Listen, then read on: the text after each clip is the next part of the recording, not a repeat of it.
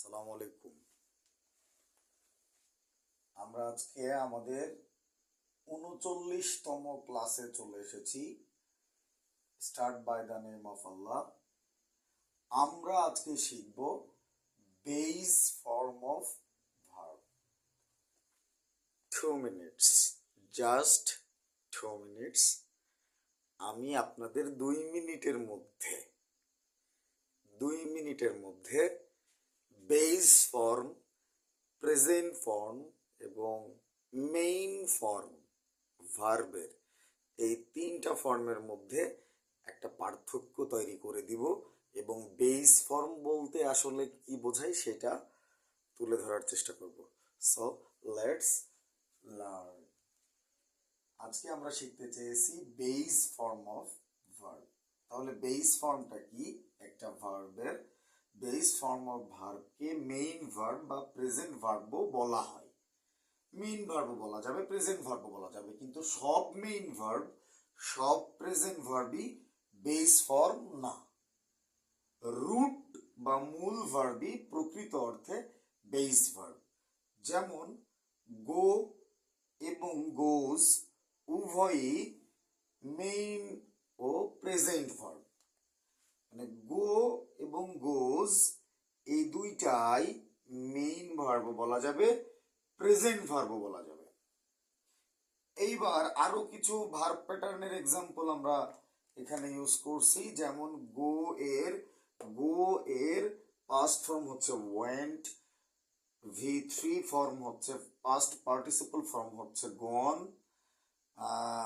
এর present participle বা জিরান ফর্মে বা V4 ফর্মে যেটা ইউজ হয় আইএনজি যোগ হয়ে গোয়িং। আর যেটা হচ্ছে ভার্ব 1 এর সাথে এস, ইএস বা আইএস যোগ হয় যখন subject third person singular number হলে, ওই ধরনের একটা ক্লাস আলাদা করে ইতিপূর্বে করাইছি, ভবিষ্যতেও করাবো ইনশাল্লাহ। ওটা প্রেজেন্ট ইনডিফিনিট টেন্স স্টাডি করার সময় আরো ভালো বোঝা যাবে। তো একটা ভার্বের এই গো ভার্বটার গোজ হচ্ছে ইএস যোগ হয়ে এটাকে মেইন ভার্ব বলা যাবে। গোয়িং হচ্ছে এটাকেও মেইন ভার্বের সাথে আইএনজি যোগ বলা যাবে। গন হইছে এটা মেইন ভার্বের পাস্ট পার্টিসিপল ফর্ম হইছে বলা যাবে। এটা ওয়েন্ট হইছে মেইন ভার্বের জাস্ট আরেকটা ফাংশন, সেটা হচ্ছে পাস্ট ফর্মে মেইন ভার্ব, এটা বলা যাবে। তাহলে সব মেইন ভার্ব বা এই গোসটা কিন্তু প্রেজেন্ট ভার্ব। গোসটা কিন্তু স্পেশালি এখানে গোসটাকে কিন্তু আমরা মেইনও বলি, প্রেজেন্টও বলি। সো গোসটাকে যখন আমরা মেইন প্রেজেন্ট দুইটাই বলতেছি, তখন আমরা দেখব যে এই গোটা পড়ে থাকতেছে। তাহলে এই গোজ এর নাম হইতেছে মেইন এবং প্রেজেন্ট।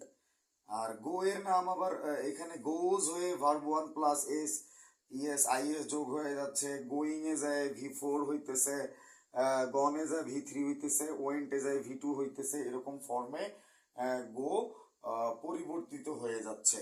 সো আমরা ধরে নিতে পারি যে এই হচ্ছে এসব কোনোটি, মানে হচ্ছে গোজ, গোয়িং, গন, ওয়েন্ট, এসব কোনোটি বেস ভার্ব নয়, এগুলো মেইন ভার্ব।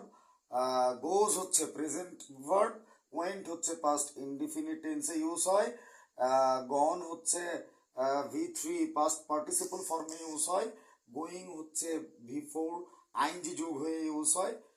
এগুলো এগুলো হচ্ছে মেইন বা প্রেজেন্ট বা অন্য কোনো ভার্ব, কিন্তু বেস ভার্ব নয়। কিন্তু রুট ওয়ার্ড হিসেবে যখন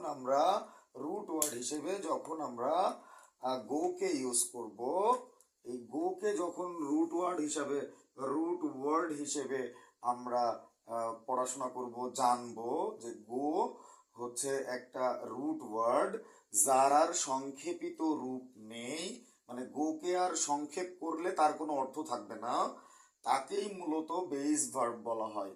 যে ভার্বটার সর্বশেষ রূপ সিদ্ধান্ত হচ্ছে আমাদের এখানে যে সিদ্ধান্ত হচ্ছে যে যখন ভার্বের শেষ অর্থবোধক সংক্ষিপ্ত রূপ পাওয়া যাবে, সেটাই হচ্ছে বেস ফর্ম অফ ভার্ব। যে যখন ভার্বের শেষ অর্থবোধক সংক্ষিপ্ত রূপ পাওয়া যাবে সেইটাই বেস ফর্ম অফ ভার্ব। যখন আমরা গোজ বলতেছি তখন ইএস বাদ দিলে অর্থ থাকতেছে গো, গোয়িং বলতেছি আইএনজি বাদ দিলে গো এর অর্থ থাকতেছে, গনের এনি বাদ দিলে অর্থ থাকতেছে, ওয়েন্ট এর প্রেজেন্ট ফর্ম গো এর একটা অর্থ থাকতেছে। হ্যাঁ, আর গোজ এটার ব্যাপারে তো বললাম। সো এখানে এই গোটা এখানে এই গোটা এখানে এই গোটা রুট ওয়ার্ড হিসেবে, রুট ভার্ব হিসেবে বেস ভার্ব হয়ে যাচ্ছে, বেস ফর্ম অফ ভার্ব হয়ে যাচ্ছে। এরকম যে কোনো ভার্বের, যে কোনো মেইন ভার্বের সাথে যদি বা বা রুট ভার্বের সাথে যদি বা বেস ভার্বের সাথে যদি এসইএস আইইএস আইএনজি তার ভি3 form V two form present form এগুলো ইত্যাদি যে কোনো ফর্ম থাকে ওইগুলাকে মেইন ভার্ব বলা যেতে পারে, বাট কখনোই বেস ভার্ব বলা যাবে না। বেস ভার্ব হইতে হইলে সেই ভার্বটাকে রুট ওয়ার্ড হইতে হয়। এই হচ্ছে আমাদের আজকের you are all connected to English universe with advocate Sadiq. আজকে 28/11/24 অ্যানো ডোমিনি। যাই হোক, আজকে আমি চেষ্টা করলাম একটা ভার্বের মেইন ফর্ম বা হচ্ছে present form, past form, past participle form, ING form, এসিএস আইএস যোগ ফর্ম সহ এগুলোর মধ্যে বেস ভার্ব কোনটা এটা দেখানোর। আপনারা যারা এখনো কনফিউশনে ভুগছেন যে বেস ফর্ম অফ ভার্বটাকে আলাদা করে কেন চিন্তা করতে হবে, তারা চাইলে পুরো ক্লাসটা বারবার দেখবেন। খুব সংক্ষিপ্তভাবেই আজকে শেষ করার ইচ্ছা তৈরি হয়েছিল পূর্বেই। সো আপনাদেরকে সন্তুষ্ট রাখতে, কাউকে ডিস্টার্ব না করতে, কাউকে কষ্ট না দিয়ে আমার ইংরেজি শিক্ষকতার অনলাইন যাত্রাকে আপনাদের কাছে আনন্দময় করতে আমার যা যা করার আছে আমি করবো ইনশাল্লাহ। দেখা হবে পরবর্তী কোনো ধারাবাহিক ক্লাসে। তবে আরেকবার বলি, বেস ফর্ম বোঝা খুবই জরুরি। কেননা আমরা যখন ট্রান্সলেশন শিখবো এবং টেন্সটা একদম নিখুঁতভাবে শেখা শুরু করব, তখন আমাদেরকে খুব সূক্ষ্ম সূক্ষ্ম জায়গায় খেয়াল রাখতে হবে। ভার্বের অনেক ভেরিয়েন্ট আসবে সাবজেক্ট ভার্ব এগ্রিমেন্ট শেখার সময়, বা হচ্ছে রাইট ফর্ম অফ ভার্ব শেখার সময় ভার্বের ঘুরে ফিরে অনেক কয়টা রূপ চেহারা আমাদের মাঝে আবির্ভূত হবে, বা ওইগুলো নিয়ে আমাদেরকে কাজ করতে হবে। ভার্বের বিভিন্ন ফর্ম নিয়ে কাজ করতে হবে। তাই বেস ফর্ম অফ ভার্বটাকে একটু ক্লিয়ার করে দিলাম। সো দেখা হবে ইনশাল্লাহ পরবর্তী কোনো ধারাবাহিক ক্লাসে।